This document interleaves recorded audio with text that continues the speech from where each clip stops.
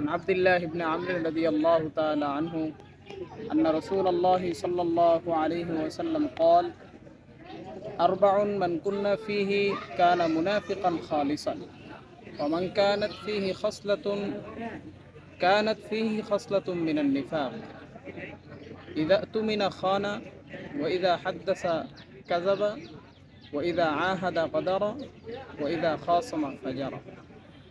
আব্দুল্লাহ ইবনে আমর রাদিয়াল্লাহু তাআলা আনহু থেকে বর্ণিত, আল্লাহ রাসূল সাল্লাল্লাহু আলাইহি ওয়াসাল্লাম বলেছেন, চারটি অভ্যাস যার মধ্যে থাকবে সে পরিপূর্ণ মুনাফিক, আর যার মধ্যে একটি অভ্যাস থাকবে সেও মুনাফিকের কাতারে থাকবে।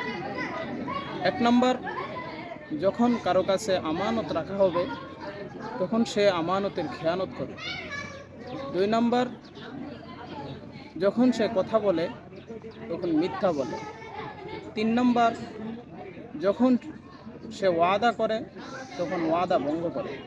চার নম্বর, যখন ঝগড়া করে তখন গালিগালাজ করে। আল্লাহ তাআলা আমাদের সকলকে মুনাফিকের এই খাসলতগুলো থেকে বেঁচে থাকার তৌফিক দান করুন। আমিন।